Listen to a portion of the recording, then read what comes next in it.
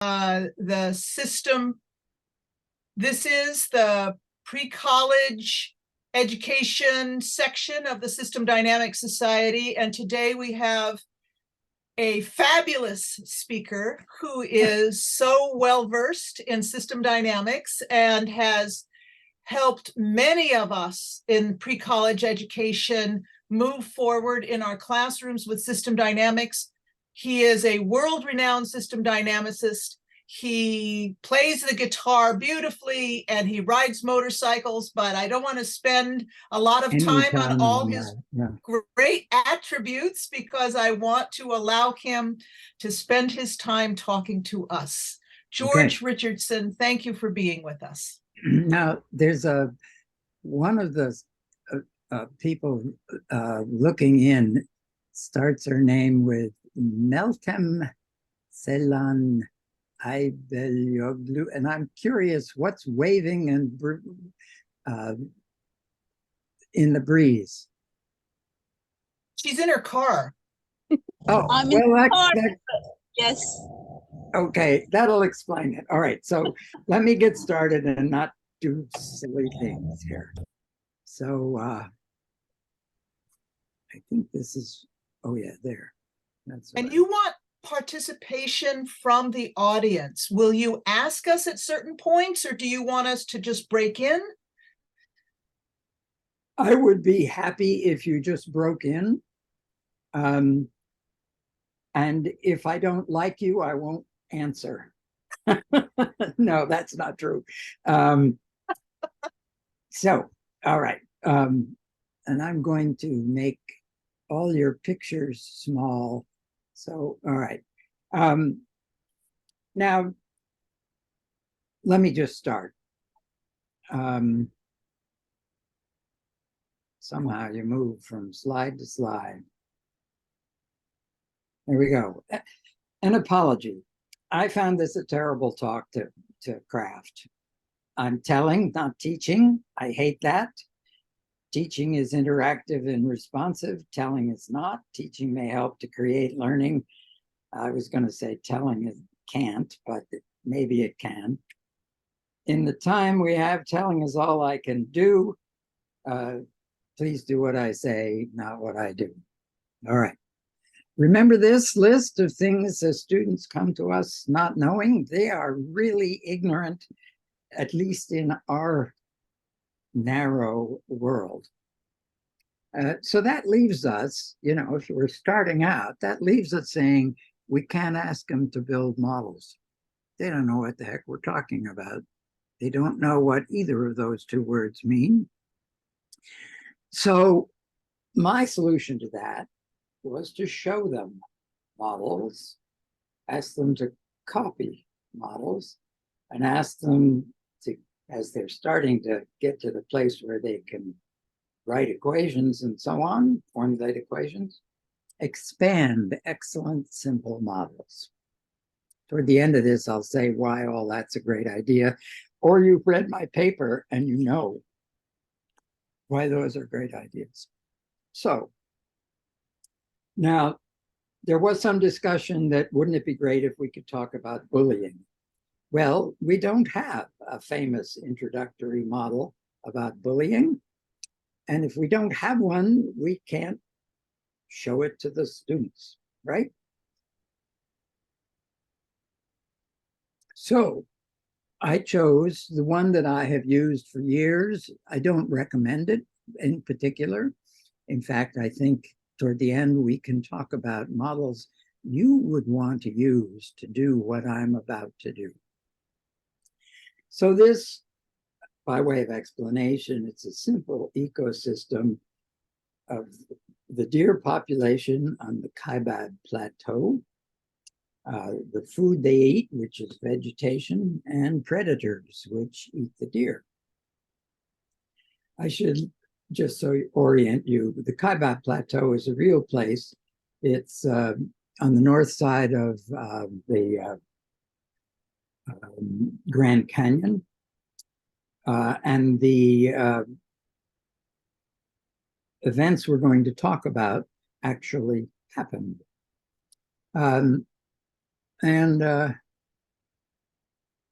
all you need to know, and all your students would need to know at this stage of the game, is deer eat the food, predators eat the deer, and food sustains the deer. Are there any questions before I start? By the way, you can turn yourself on if you'd like, so that you can just shout out whenever you want. No, okay. I will charge on. All right. The story is that for a very long time, populations were stable. The deer were about 4,000. There were about 472 million calories of vegetation on the plateau, and there were about 160 predators, which tended to be wolves and mountain lions. But ranchers wanted to get rid of the predators because they were killing their sheep.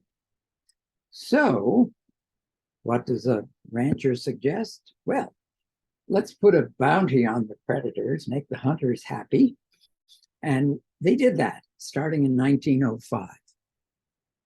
And in this simulated system, you can see the predators declining. That's the blue line. And the constant line would be as if the predators were constant. By the way, my cat is on my desk. And as I speak loud enough for you to hear, she wakes up and is looking at me. Sorry, I'll pretend she's you. And the deer, unfortunately, exploded. They call that an extirpation. That is, it's a population explosion. Remember, it was about 4,000 for years, and then it rose to almost 100,000 by 1930. And of course, part of the collapse of the deer population was they ate themselves out of house and home. Vegetation was virtually erased from the plateau. So our problem is, just to summarize, predators almost gone by 1920. Oh my God, deer almost 100,000, no vegetation. Warnings appeared by 1920. What should we do? Ranchers say, don't do anything. Everything's going to be fine. But we just saw that that doesn't work. That it creates an enormous problem. Hunt George, deer. can I ask a question? Of course. If you were teaching this, would you show actual empirical data? Yes, I would. Okay, so we're just seeing, Yeah. model The output. empirical data that we have, this comes from an ecology book by Cormandi. You could look that up if you wanted to. It's probably out of print. But the deer population, there's some census of deer, and there were deer warnings. And by 1920, there were a number of deer warnings about the population. I just want to emphasize how important I think it is that students see actual data from the real world. Yep, I agree. Excellent. Thank you. Very good. Then hunt deer. That's one thing we could do. We just shoot deer. Hunters would be happy. Ranchers would be happy. Can we simulate that? Ignore the ranchers, reintroduce predators. Can we simulate that? And feed the deer, actually, reasonable idea. The deer are starving to death, so drop bales of hay all over the place. Can we simulate that? What to do? Okay, option one is hunt deer. So beginning in 1920, this is when, by the way, when I used to give this task to my students, I told them it was 1920, and they had to propose things to do beginning in 1920. We instituted killing 1,000 deer per year in 1920. And we get almost the same height of this huge population. So it doesn't solve the problem. So how about hunting more deer. So we could kill 2,000 deer per year. And that's the blue curve. And that's just about the same as the red curve. We're not doing very well here. So it's not a very good policy. And of course, what's also going on the plateau is that the deer are eating the vegetation and wiping it out. And the predators, of course, are just doing their thing. We're shooting the predators beginning in 1905, and they keep declining. Now, I don't know if you notice anything here, but in the red curve, for example, the blue curve, for example, we killed 2,000 deer a year for at least 10 years. The red curve, we killed 1,000 deer per year for 10 years. So that would mean we've killed 10,000 deer, or a lot more here. This is 2,000 deer per year times 15 years. Good heavens, that's 30,000 deer. But these graphs haven't dropped that much. Deer should have dropped in the red curve by 10,000, but they only dropped about 3,450. I actually got that from the model, but yeah, it's about like that. And so we have an extra 6,500 deer that came from somewhere. And down here, it's 2,000 deer per year for up to about 1935.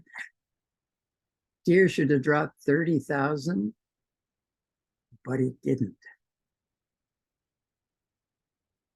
Now, comment here. If, depending on the model you pick to do this with your students, you won't necessarily have something like this. It turns out that the model I love to use was fascinating because it had this odd property. You kill off a lot of deer, but somehow you get extra deer. Where the devil did they come from? So I want you to speak to me and tell me, here's the world that we're dealing with.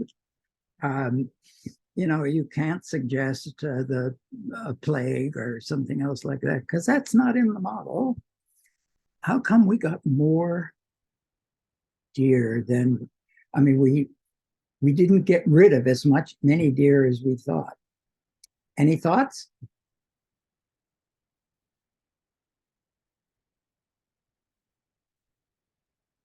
Oh dear. We are now, all right, then let me ask this. Where in the model would you look?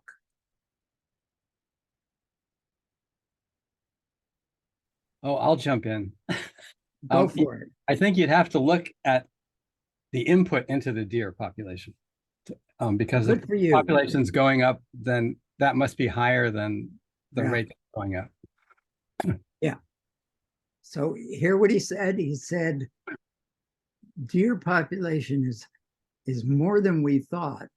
So what's coming in must be higher now because of our harvesting. Does that make sense? And notice the smartness of his thinking. The predators, we're just killing them off. That section doesn't have anything to do with what's going on. And the deer are consuming the food. This is getting less. Now, okay, so you're looking over here. So why would this be higher than we thought it should?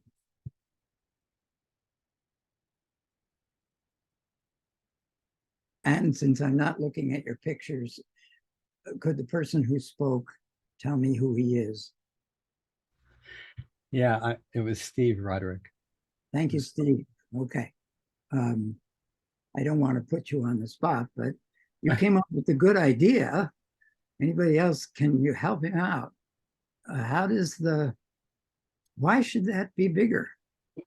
Well, the number of deer that are actually in the population, it's a little obscure. I don't know exactly how many there are at the moment, but if there's a large number of deer and they're all reproducing, or they're all potentially reproducing, then depending upon that fractional increase, you may get a whole lot of deer.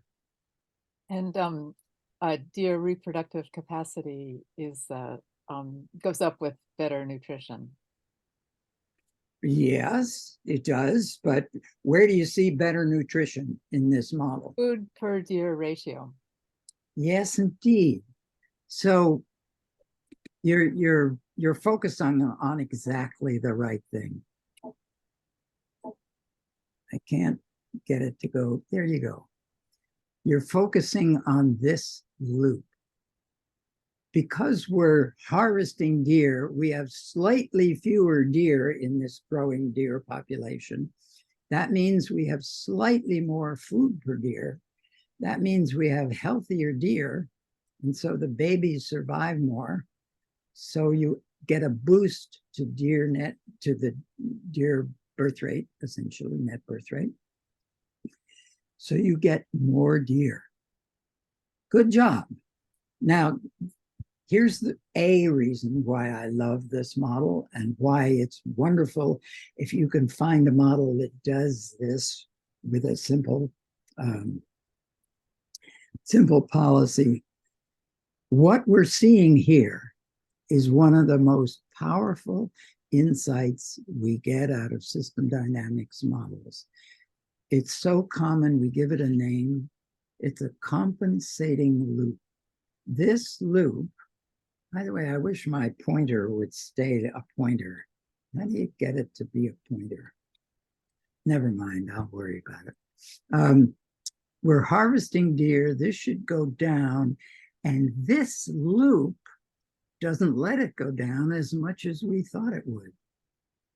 This loop compensates for some of the harvest. Does that make sense?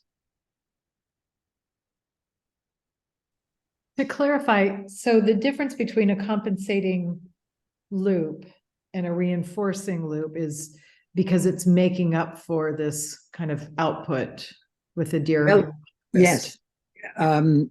You can't make a complete generality from this one little example, but basically a compensating loop is a feedback loop which acts to defeat your policy.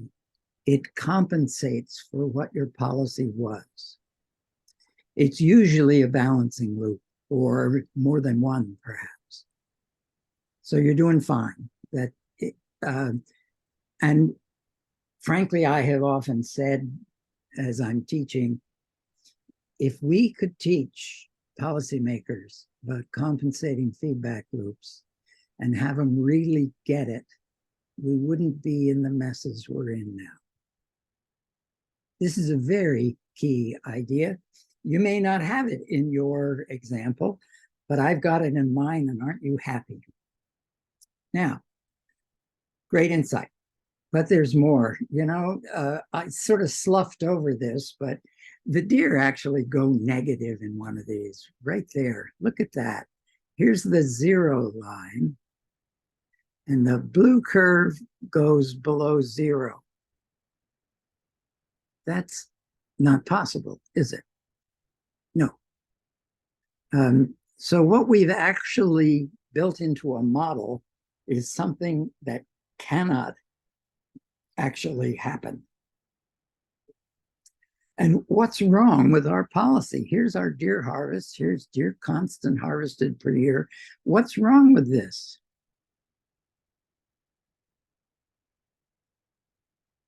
Suppose the deer get fewer and fewer and fewer. Right. What should Maybe happen? there's no control over hunting. If you run out of deer, you're still hunting. Yeah, absolutely right. Brilliant. Excellent. So there's a generality here, which you can now generalize all over the place. This stock has to have some influence on its own outflow rate, on any of its outflow rates. For example, look over here. Deer density, deer kills per predator, that influences the deer predation rate. If this deer goes to 0, deer kills per predator will go to 0, and so will the predation rate. The deer already control their outflow over here. The deer don't control our harvest. Got it? And now, how do we fix that? I mean, we ought to be able to harvest deer. It's just that we can't do it with a constant harvested per year. Well, we'll race on. What's missing is feedback. You've told me that there. We need some feedback from the deer to its own harvest. Number of deer must influence the harvest. And one easy way to do that is to say, let's multiply the deer by a fraction harvested per year.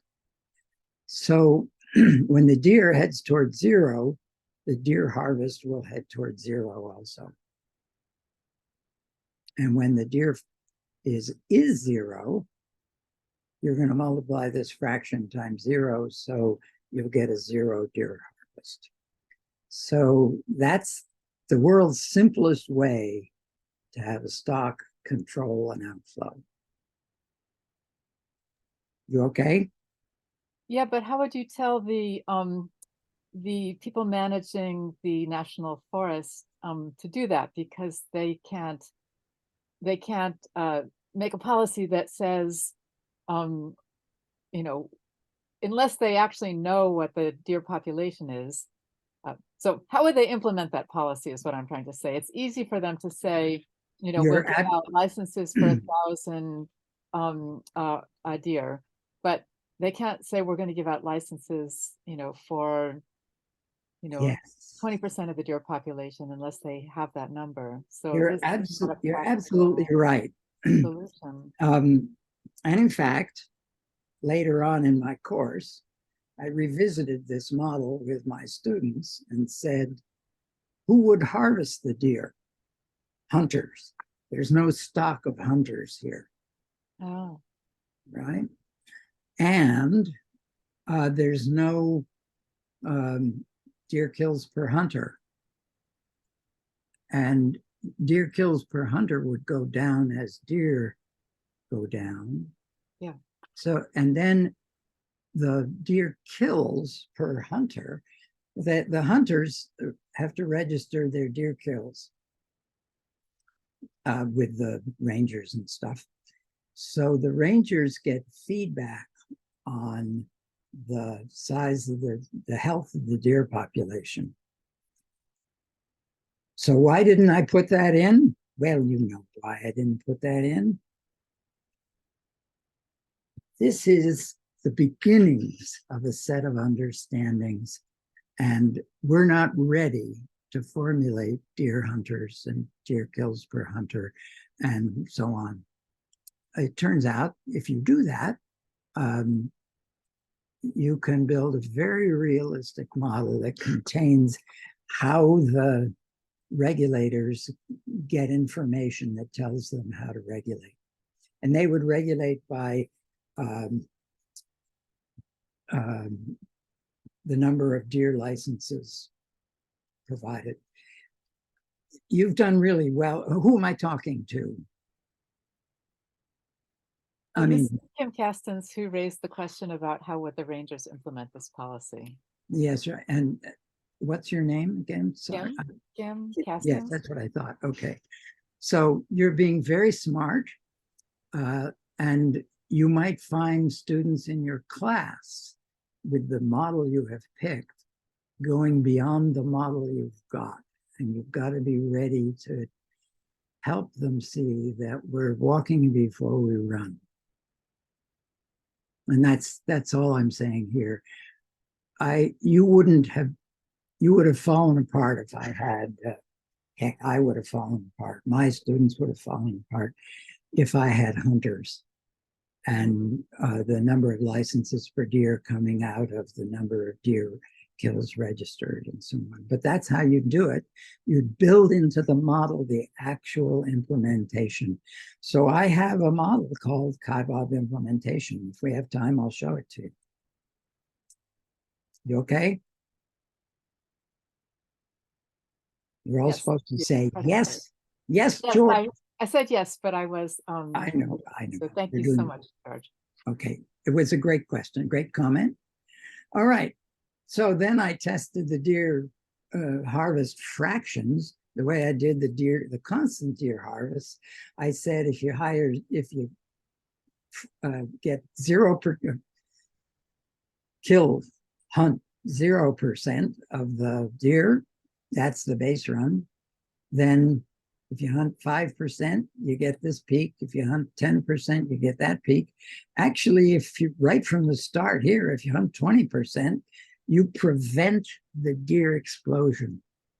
How cool is that? And it doesn't go zero. So we are just humming along, doing extraordinarily well here. Realistic, no negatives. Now that this phenomenon of getting negatives, it's important to realize that the formulation that I first put up is actually impossible. The students would have to come to see you can't harvest a constant number of deer because the number of deer you can harvest depends on how many deer there are. Mm-hmm. So leaving out that feedback right there creates a flawed model. It cannot represent reality.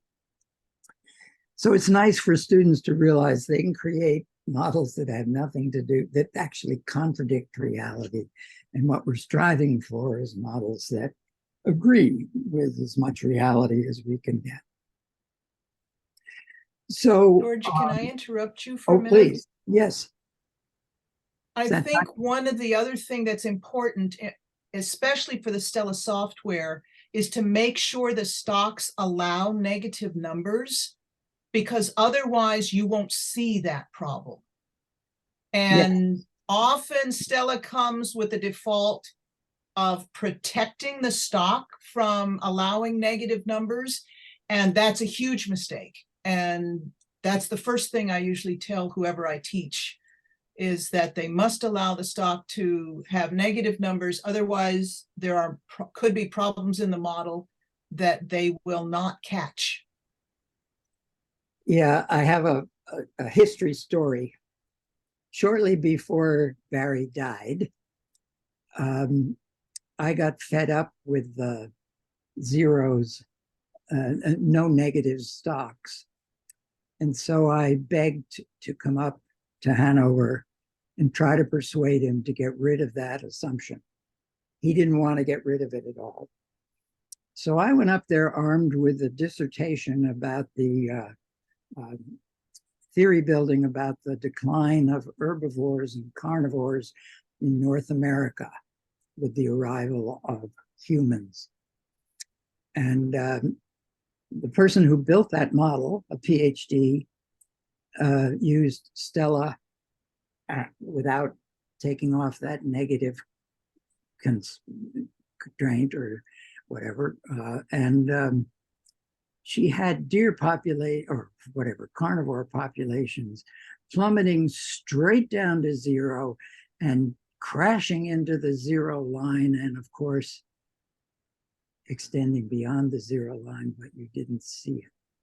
So she didn't see any of that in her dissertation.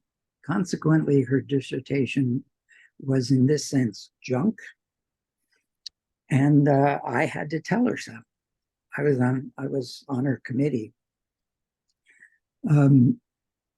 My solution, by the way, at the time, because Barry wasn't changing this, was to switch her over to Vensim, because Vensim didn't prevent stocks from going negative. Now, I have to tell you, this conversation was with Barry, a friend of mine since 1975, and a very close system dynamics friend. And in that lunchtime conversation, Barry agreed to take out the non-negativity assumption in the default in Stella and I think. And then he died. It was not taken out, but Barry would have. How about that for fascinating history? Okay, that's really good. Thank you, Diana. Now, here we are. So now we're moving to the second policy, remove bounty on predators. Let's say we do it right away in 1920. What happens? Well, now the predators rebound, yay. In fact, they become bigger than they were before. And this is the where we were hunting them. And what happens? Does the policy work? No, it doesn't. And of course, I told my students they had to initiate policies in 1920. So we couldn't have tried doing it in 1915, but you could in the simulation model see if it actually works any better. Too little, too late. So what have the students learned?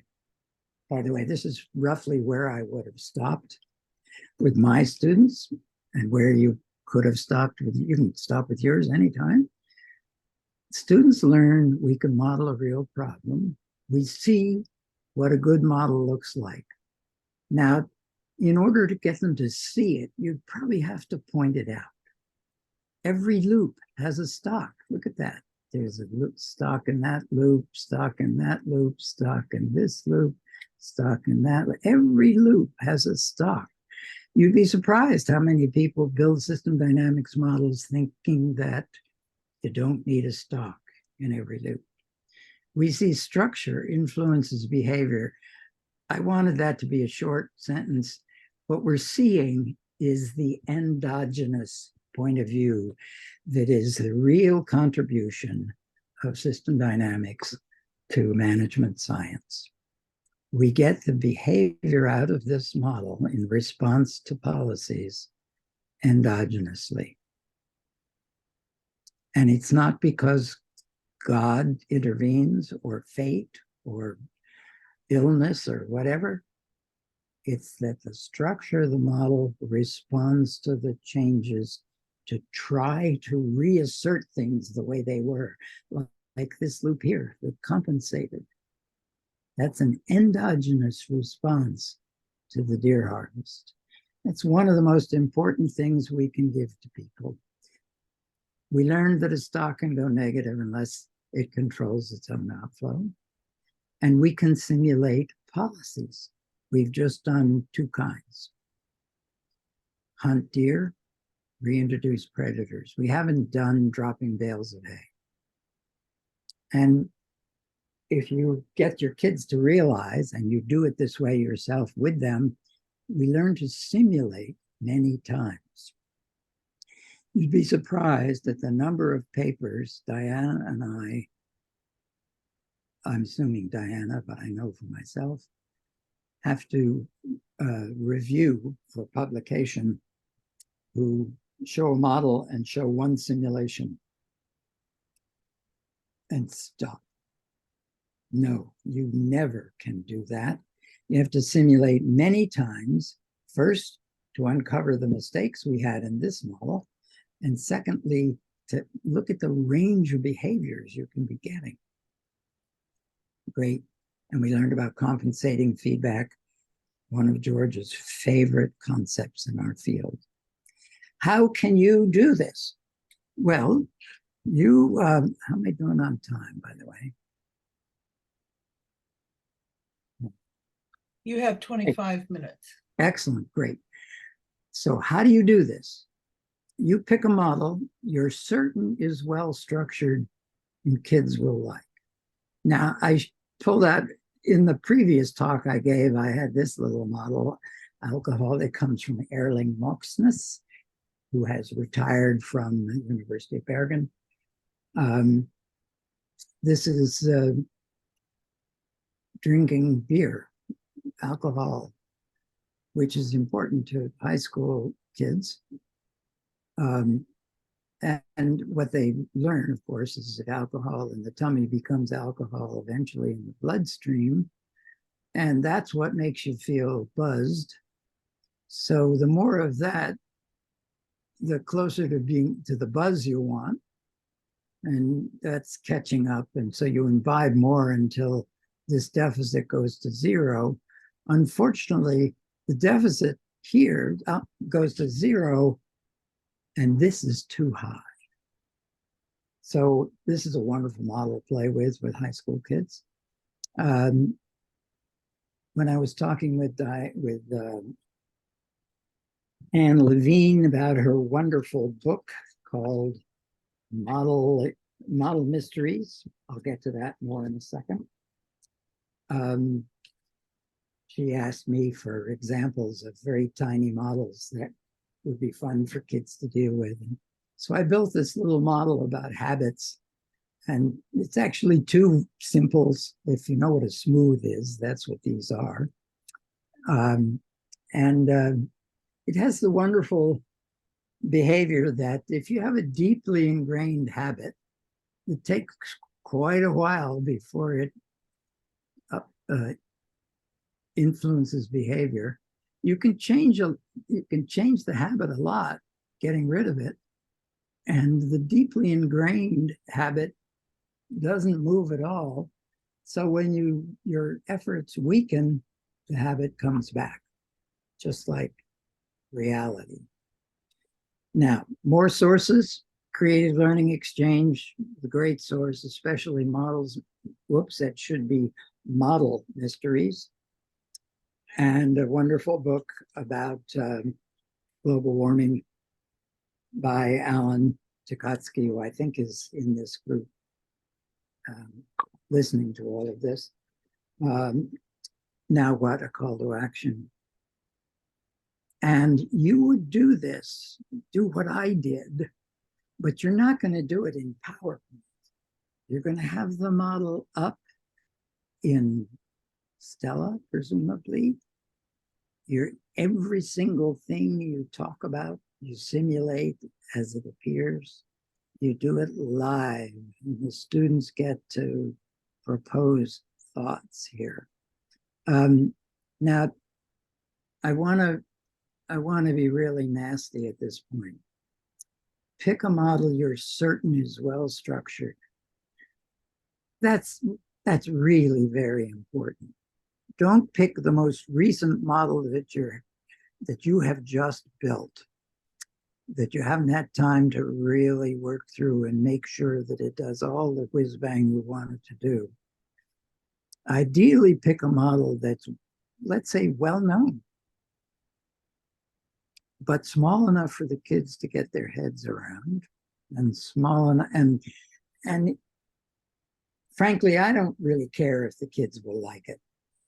I like bringing up things that they probably know they ought to like climate control, like knocking down forests, and so on. There's a wonderful Dr. Seuss book, was The Lorax, where they cut down all the trees. Dr. Seuss said he didn't tell stories for children, he told them for adults. And this is part of this thing I've been advocating, seeing one, copy one or more, add or expand. See one, we've done it. Copy, pick a model. Again, be really picky. Give the students the picture, all the initial values and parameters, the graphs over time of the stocks, but that's all. And ask them to recreate it in whatever they're using. That they do at home. Or if you're limited to having them work in class, well, then you just be quiet, walk around and watch, but don't say anything. Turn them loose. You might want them to work in pairs if they're doing it in class, because people gain confidence working in pairs. And the add to one, which I haven't really talked much about, give the students a good model, ask them to add something simple but interesting. George, can I interrupt for a minute? Of course.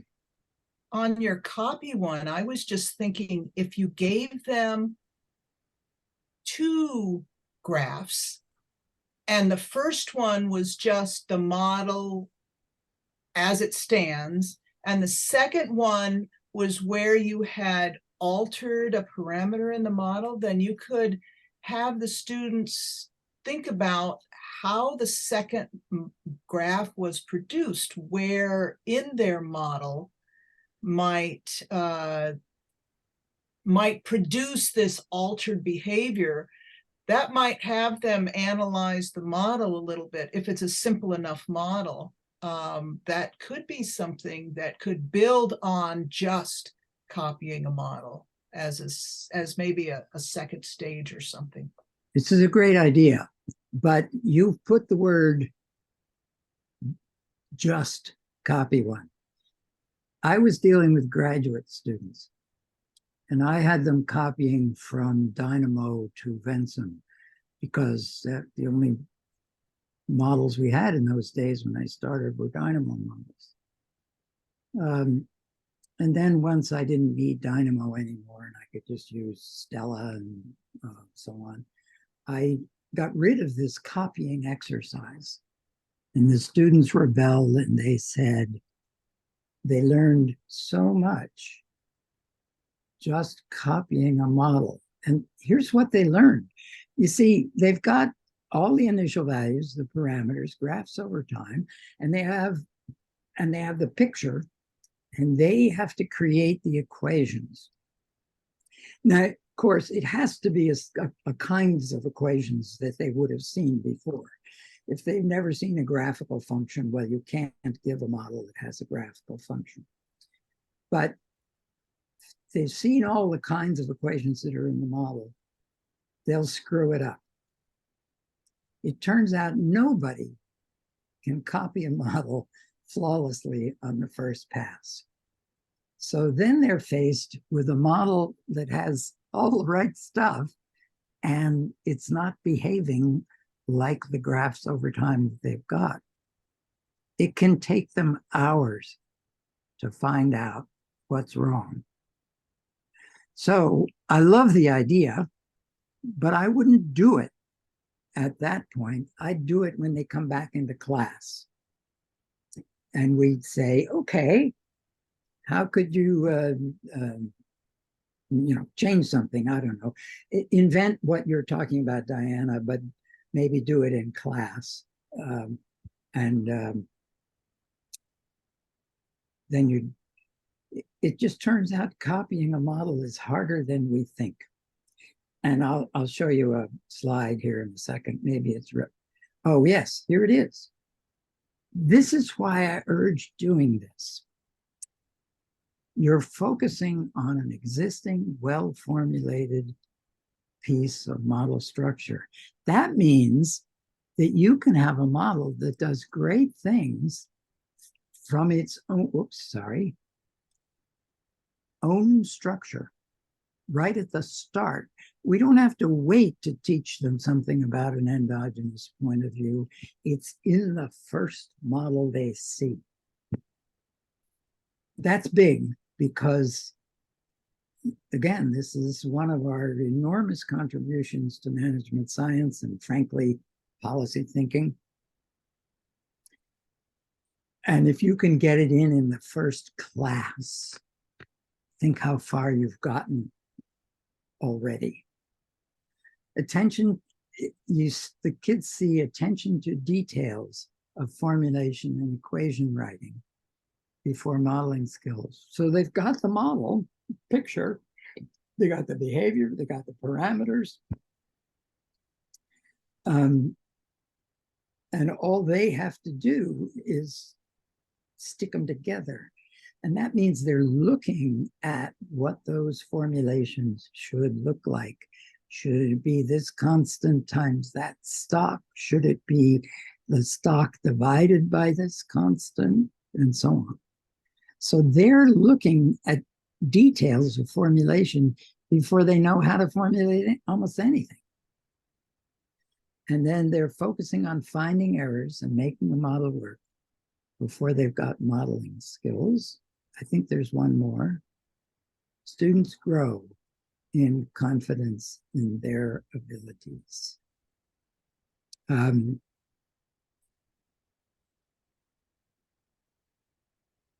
Oh, before I put in that slide, I had a slide for why copy a model or add structure to one. And I pasted what's in the paper that you presumably read for this thing.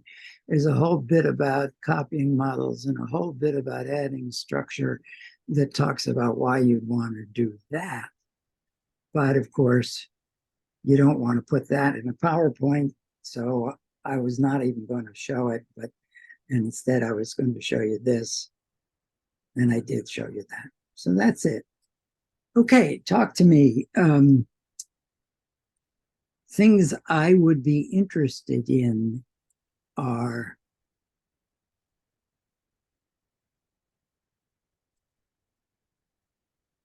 picking a model. Have you guys got in your mind models you think you could do this with your kids?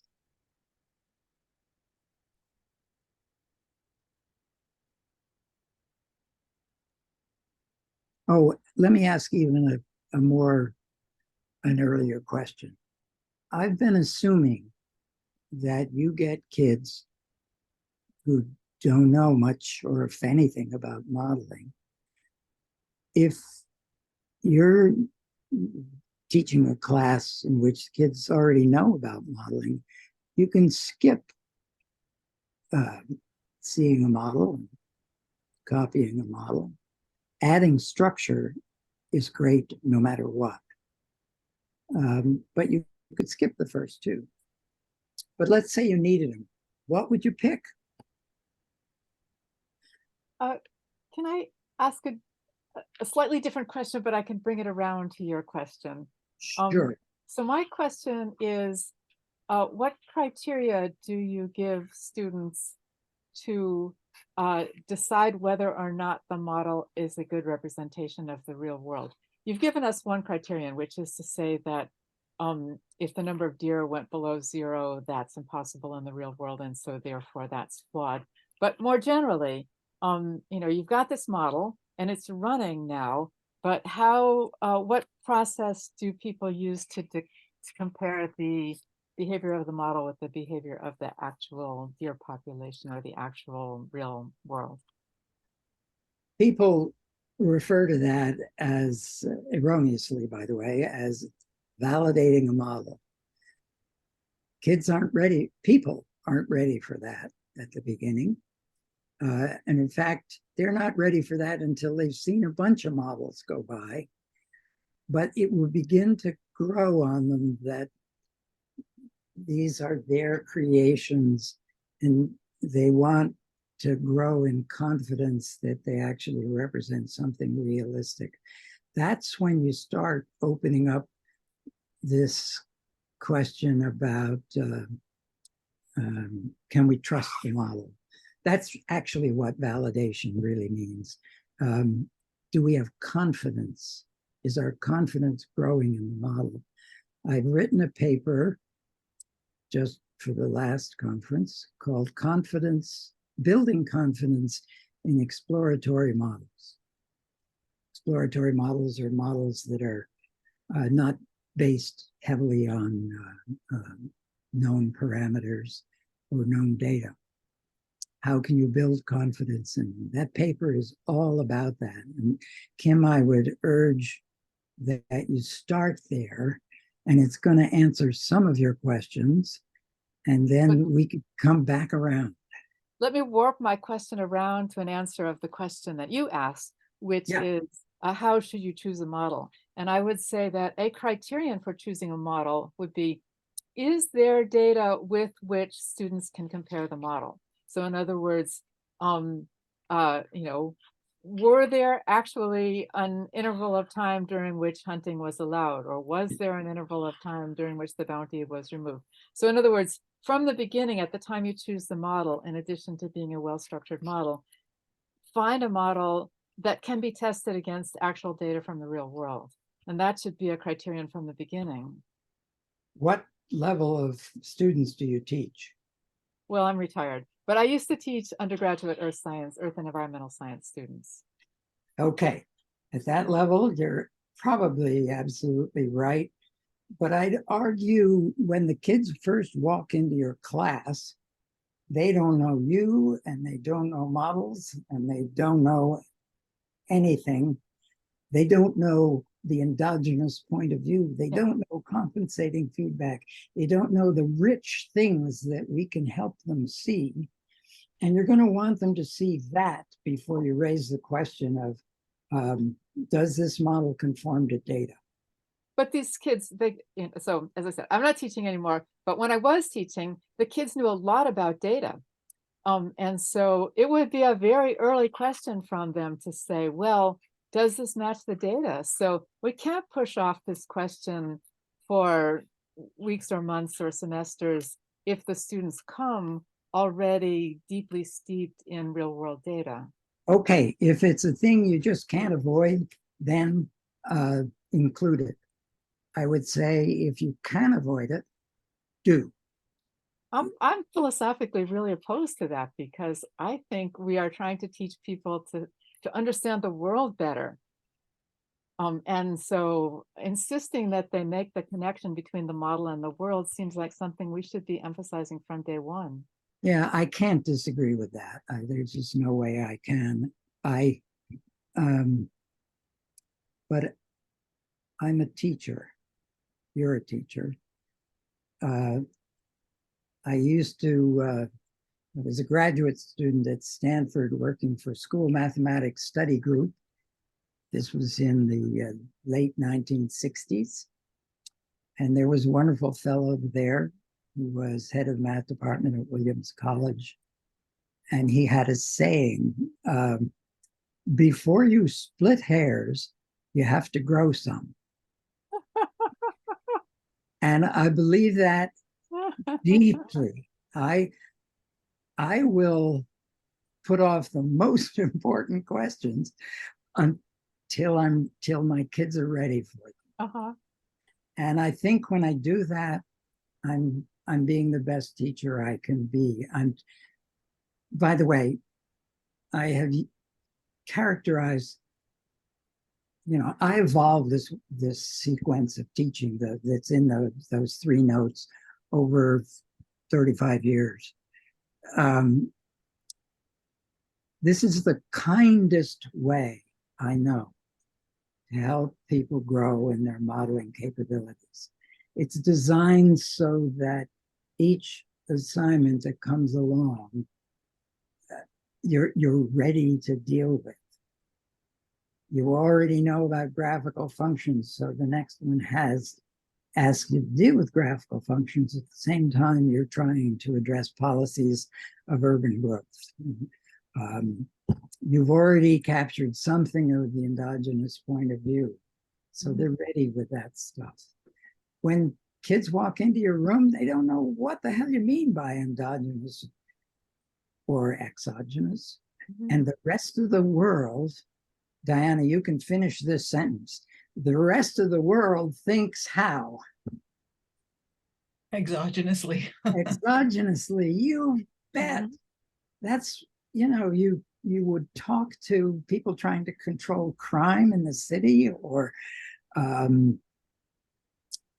deal with fentanyl. They think exogenously. We have to get them to realize solutions come from within. That's our contribution.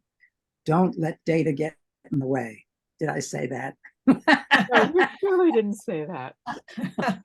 I'd like to interrupt for a minute. Martha wants to say something. If you hold on, Martha.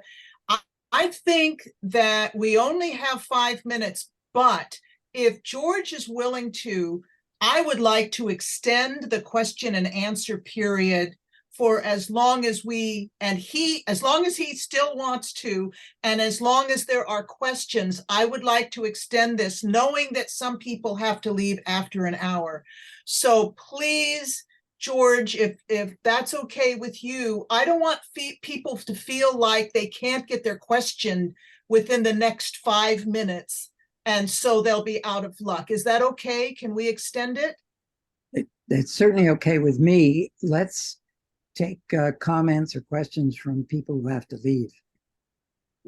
Okay. Everybody except- Martha, do you have to leave? Everybody No. except No. Kim is. Anyone else who has to leave who wants to ask a question? Well, I can't see everybody on here, but you can use your hand raising on that moves you to the top of the screen so we can make sure to get your question in. Since no one else's hand is raised, I am going to assume, Martha, you're first in the queue. Thank you, Dan. Martha, I Hey. have to limit you to 5 sentences or fewer. Thank you. I'm practicing distilling my speech in the spirit of Jay Forrester distilling his models to the driving loop. Okay, so my question, this is as much a philosophical one, but it is a hugely, I think, important one, and that is at what state. To me, the answer to the question is about the data-driven and non-data-driven model, and how close it's lying to reality is. I think has a double answer. It does need to cohere to reality through data, or imagination through no data or little data. But to me, there's a huge opportunity to include one of Jay Forrester's most dear desires for system dynamics modeling and that is to recognize that I think what he said, 80% or some high percentage of the full benefit of the modeling experience and for the viewer and the builder is to discuss the model. And that a priori, as Mr. Box said, every model is wrong. Some models are useful. And if we're aligning ourselves to teaching strictly, this model is the closest to reality that we get. I think we are just robbing ourselves. We're sitting at the top part of the iceberg with 7/8 underneath. I struggle with when do you introduce this hugely important concept of focusing on the discussion that is based on a framework of a model as opposed to a model being an endpoint. It is just a starting point. At what point do you start to share that hugely, I think, important concept with the learners? All the way through. That's Okay. a different response to Kim's, and I think it's okay to say that. There will be, you want to encourage your students. I say kids because I'm now 83 and all of you are kids.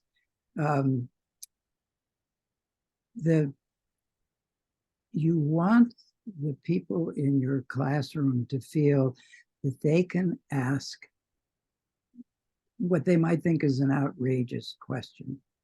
Let's say Kim was in my class and I'm rolling along ignoring data, and Kim is sitting there saying, holy cow, I want to ask about data, but he's going to bite my ears off. Yeah, you want to allow those kinds of questions, and you want to, if you can't deal with it, then you say, as I tried to say to Kim, those kinds of questions are absolutely crucial. But kids, we're not ready for that just yet. We will be ready for that in week 7 or something along those lines. The most important thing to me as a teacher was sequencing things so that the students can get it in the most facile way. And if data is going to get in the way, well, chuck the damn data, you know? And by the way, we didn't have data for world dynamics, did we? And yet people wrote articles and articles and articles about that, and the economists frothed them out because we didn't have data. Yes. By the way, Jay was very proud of the fact that he only used 2 data points. You know what they were? Population of the world in 1900 and population of the world in 1970. You know, this is good stuff. You learn this by talking to people who are as old as I am. And who talked to Jay a lot. All right. Next question from Hadi Akbar. Are you finished with that statement? Should I? Are you okay, Martha? I did say from the beginning, but you want to let people speak. You want to encourage people to speak. I'd want to encourage him in my class to bring up that question about data, and then I'd bite her ears off. No, and then, no, I would make her feel like she'd asked something crucial. And I was afraid that if we went in that direction now, it would prevent us from getting in the short run where we needed to go. I'd want her to feel good. And that's true for Martha's question. If you're in a class and the kids ask something that's really worth a conversation, you tell a kid that, you give a hint of why that's really important, and then you indicate when you might be able to tackle it. That's all I can say about that, I guess. And some of the rest of you, you know, have spent your life as a teacher. I think you know what I'm talking about. It's not that it violates your lesson plan. Yes, lots of questions do that. But I'm talking about, does it get in the way of our progress? Yeah. Okay, Hadi, you can ask your question now, please. Okay. Hello from Malaysia. It's actually 2 a.m. here. So I'm not in the teaching, and I'm not teaching, but I just want to ask, I'm actually introducing system dynamics to the business and policymakers in Malaysia. But usually because of limited of time, I usually introduce, make a simple model of birth and death rate population, and then introduce some simple policies.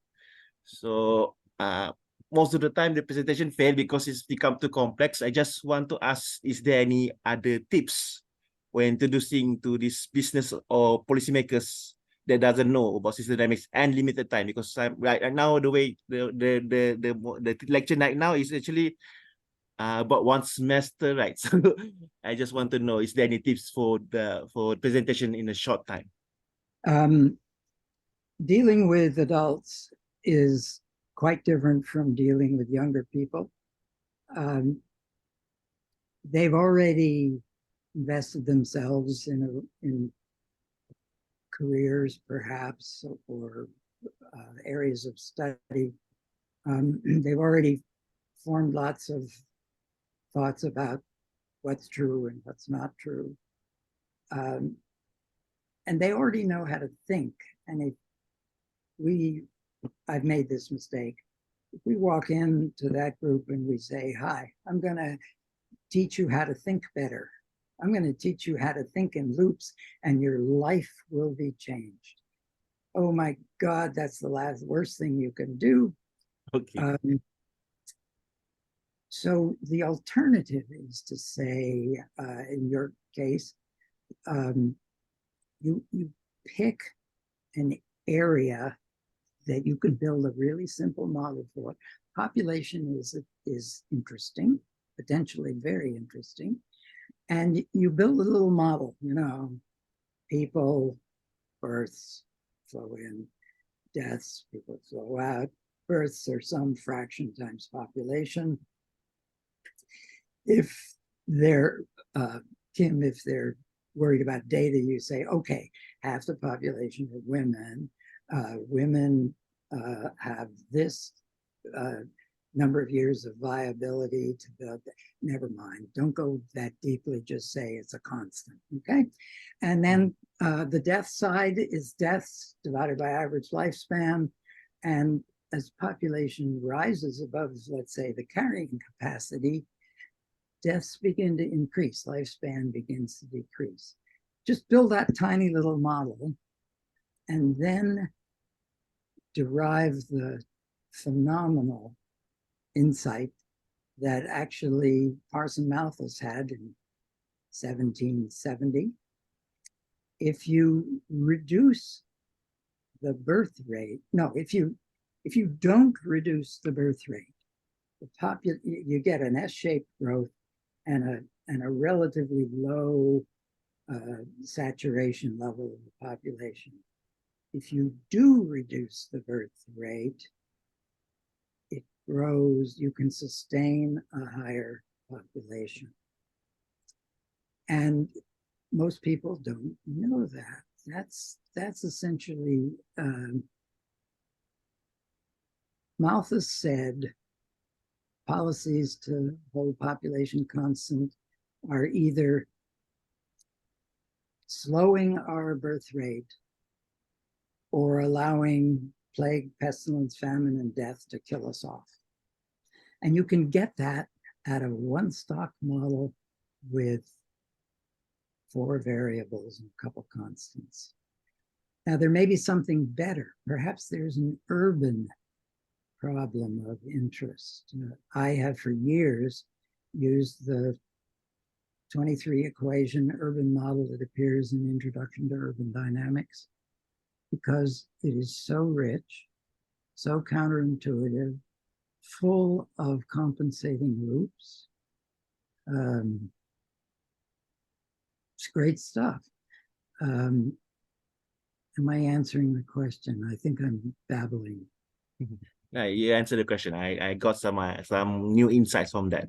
So okay, yeah. you So are from insight. I guess the shorthand is pick something you think, pick something that has something controversial in it, not a controversial assumption in the model, but a controversial result, like that little Malthus model that I just sketched.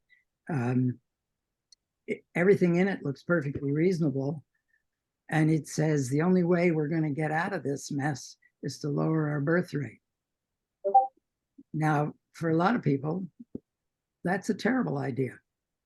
Birth rate, if you disaggregate the way I would like to later on, satisfying Kim and others, I've built that model with actually all the stuff about women and viability and family size. That's in, by the way, World 3. Dana Meadows wrote those equations. What you learn there is if you can reduce family size, you can grow to you can come to a much smoother equilibrium than you can if you let people breed indiscriminately. And that, good. That gets you an argument among your folks who anything you could do with that bunch of adults that gets them disagreeing about the structure of the model, or no, about the behavior of the model, that's better, is perfect. Because you'd like to sucker them into what we're doing. And it's gotta be telling them, showing them that they might stumble over an idea that they hadn't thought of before. That's got to be the hook. Am I okay? You're fine. We'll continue. Some people have had to leave, but we'll continue. Thank you, Hattie. Thank you. Rick? Good afternoon, everyone. Greetings from lovely La Quinta, California, in Southern California by Palm Springs. Thank you very much, Professor Richardson, for sharing your insights on this topic. I do have a kind of a generalized question that I think many of us in the SDS probably encounter. And in my specific case, as an illustration of what I believe to be a broader case is, I want to introduce my grandchildren to system dynamics. They're in middle school. And I have been looking for years for something like a reference curriculum or a model curriculum or a model data set or something like that. I know it's a little off topic from your remarks, but is you or anyone else aware of something that could be used by SD or anybody, not just SDS members, to help bring middle schoolers and early high schoolers into the realm of SD thinking or just system thinking in general? Your thoughts on this, sir? You'd be thrilled to know that the people in Tucson, starting with Mary Sheets, who was a principal of an elementary school, middle school there, and then it went on to Tracy Benson, who essentially runs all of that now. And also there's on the East Coast, the Creative Learning Exchange. We have a ton of stuff that's been some developed by teachers, some developed by elementary school teachers. They have to work very hard to get to where they can produce something that is the kind of thing we'd like to expose others to. But I can give you, and so can Diana, give you email addresses for Tracy and the Creative Learning Exchange. I happen to be a big fan of this book.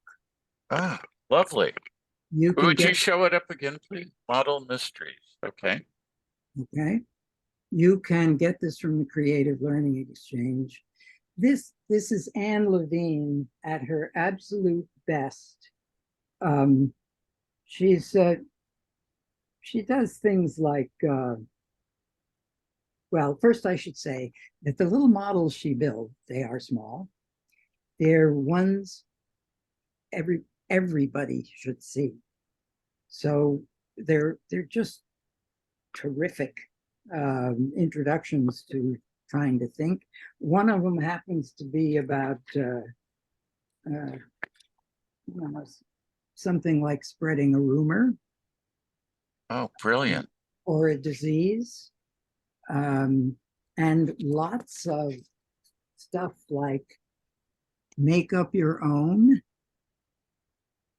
That is, you pick a problem that you think is like spreading a rumor or the spread of a disease. And then she has things called Triple Dog Dare. Experiment with the model by trying as many different changes as you can, making sure they're realistic. Also consider adding parts to the model. Have you heard that before?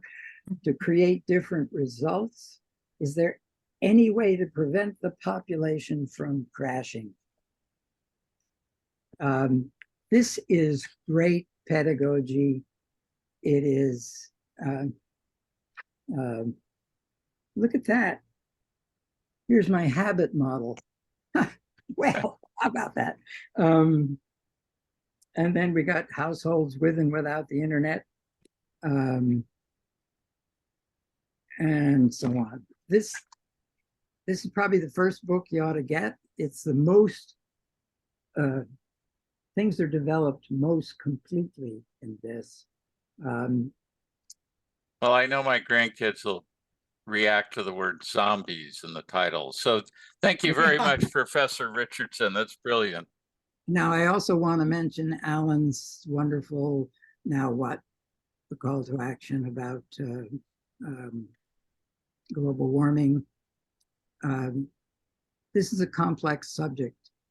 Alan tries to get young people into being able to think about it and talk about it. It's not a thin book, you know. And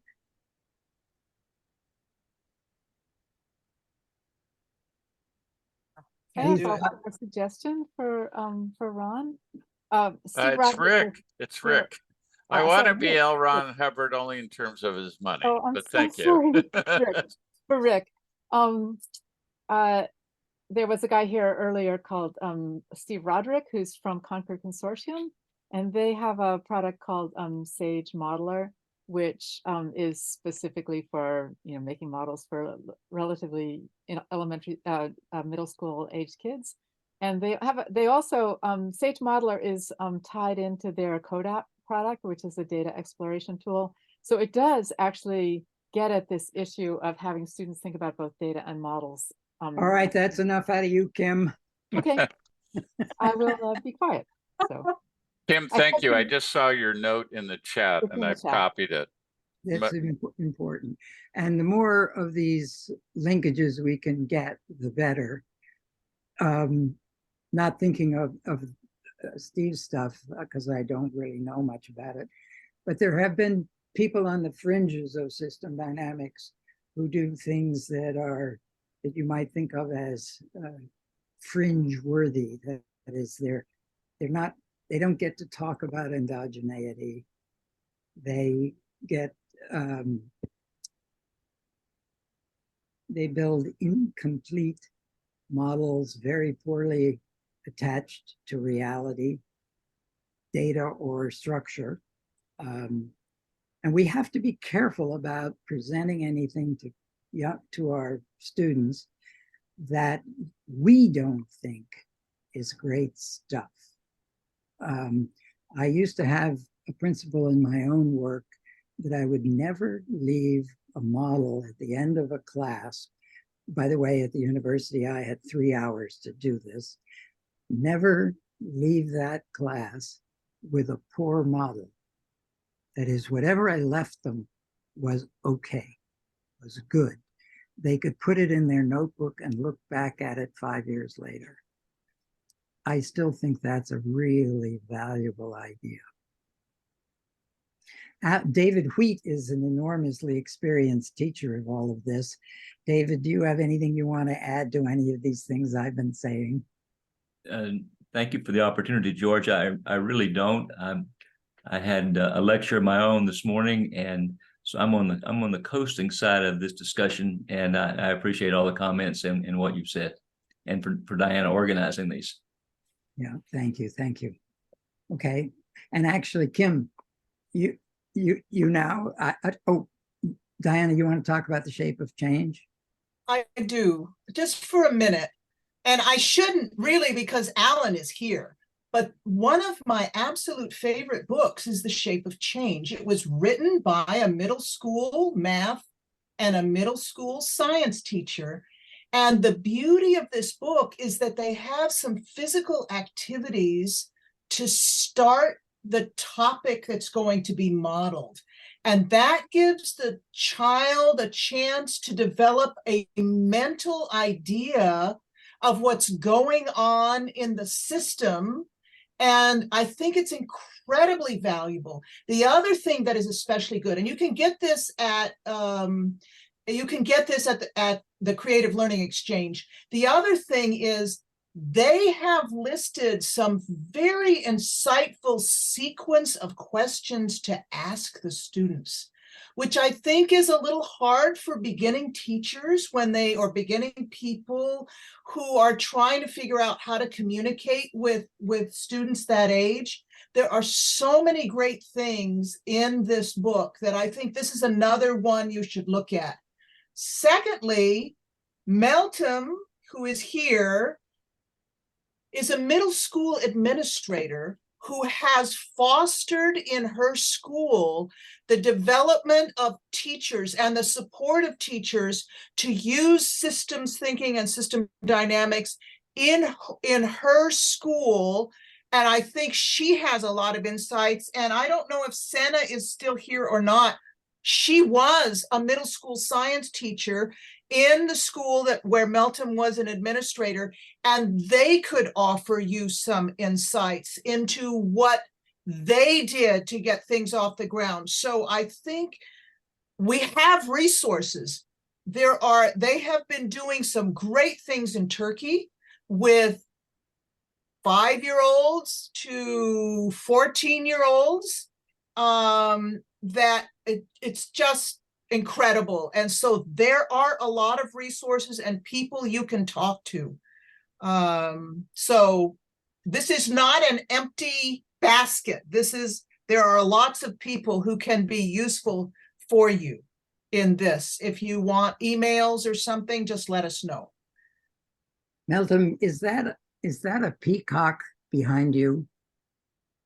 No, in the background there's fish on That's the wall. Fish. The trees, you mean? They are peacock, yes. Oh, okay. Yeah.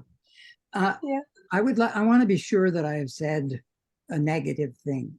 I tend not to like doing that, but it's important for all of us in this room to know why we have simulation at all.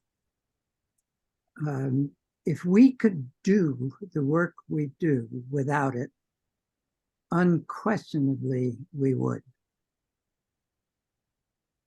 Building models takes time, testing them takes time, fitting them to data takes time. It's a time-consuming world if we're involving simulation. So what's it for? It's for checking our thinking. That's it. That's really all it is. If we could do it by drawing diagrams and mentally simulate, that's exactly what we would do. But I think you've drawn some pictures that you could not mentally simulate. And that's why you got to keep straight in your mind, how far can we go with pictures, and when do we have to actually build a formal model to make sure that we're halfway right. That's a very important insight. I don't think we say it often enough. I think too many of us have walked into groups and drawn loopy diagrams and walked out with the group feeling incredibly refreshed and awed by our expertise. We really haven't helped them much because it's not grounded in data and it isn't grounded in careful tests. So that's the downside of what we're doing. The upside is you can make major contributions. You got to remember, Forrester's World Dynamics generated lots of articles in magazines all over the place. He was invited to talk to the Council of World Churches or something like that. He's got a paper like that. And there was an article about world dynamics in Playboy. It's kind of fun to know that.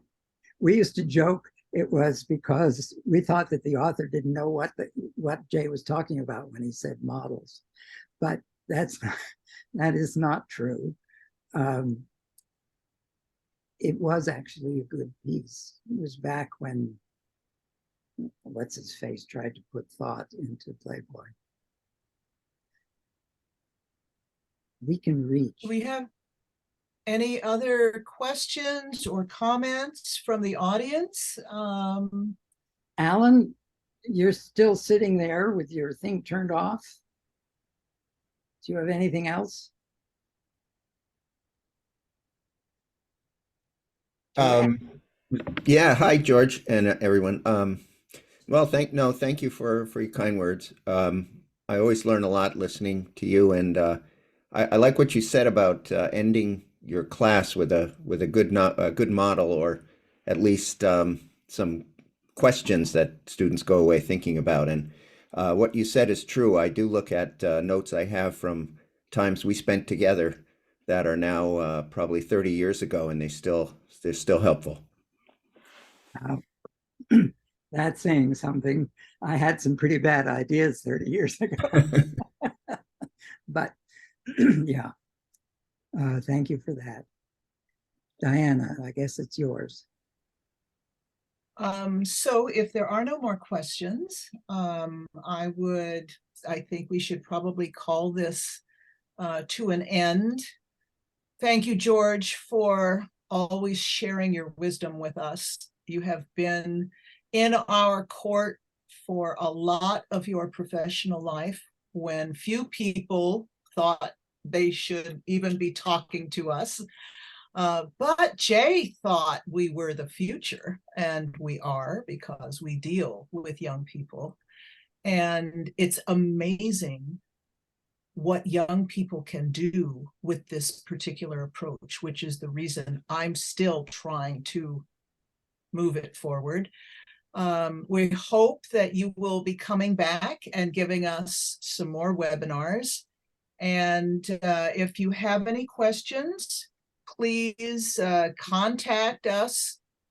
Emre, would you put in the chat our email for the SIG so that you can ask us any questions, and we can certainly send on any questions to George that you may have.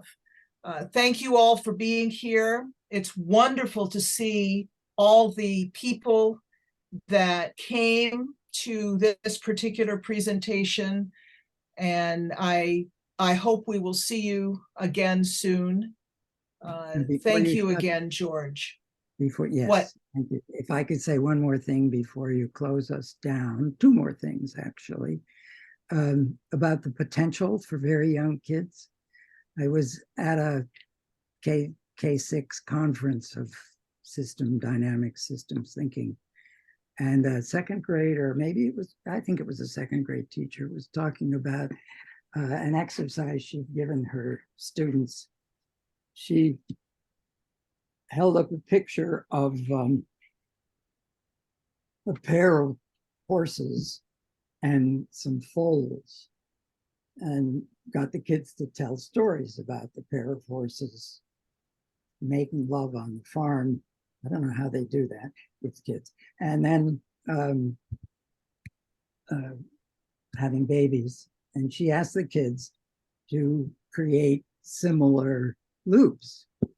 And so then she showed some of the results. And, you know, she got a pair of cats and kittens, got a pair of dogs and some puppies, and she got a hamster and a couple of hamsters and so on.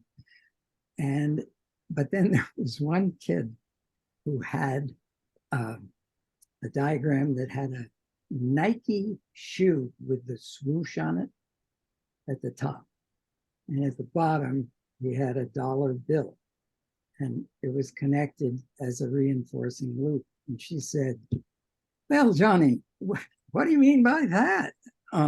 What does that have to do with horses and foals? And he says, well, the more sneakers Nike makes, the more dollars they can make. And the more dollars they can make, the more sneakers they can make. Come on now, second grade, the concept of a product-driven firm captured in the merest, simplest form. I thought that was absolutely wonderful. And the teacher who was, well, the teacher presented this. And then one of my dear friends in the K-12 group, Joan Yates, turned around to me sitting in the back and said, now you can die happy, George. I thought it was quite wonderful. Yes. I know I had a second story, but I think it's probably, let's not wait for it. Thank you all. Well, hopefully yes, we'll come back. If you want me to talk again, We do. I would encourage that you look at all three of those teaching notes and find in there what doesn't make sense to you, what looks too hard to do, or whatever, that would be the easiest thing for me to talk about, even if you ask very hard questions.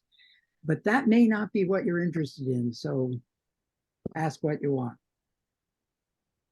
So if you read it and have some questions, and we'd like to send those questions to George in advance, in the chat, Emre has written the pre-college education address for getting to us. Send us some of your questions and we will send them to George so he can think about them in advance and perhaps stimulate what he might want to say or show us.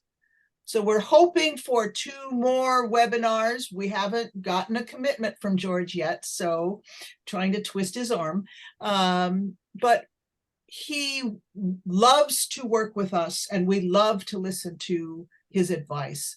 So please help us ask him questions. And as Okay? you know, I much prefer to be able to have a session like this where all of you or most of you are talking and raising issues, and we get as a group to work through them. I am least comfortable with my PowerPoint kind of session. But I'll do it if I have to. Thank you very much for coming. I think we will call this to a close. And yes, thank you for see being you all here. next You're time. looking familiar to me. That's good. Bye-bye. Okay. Bye.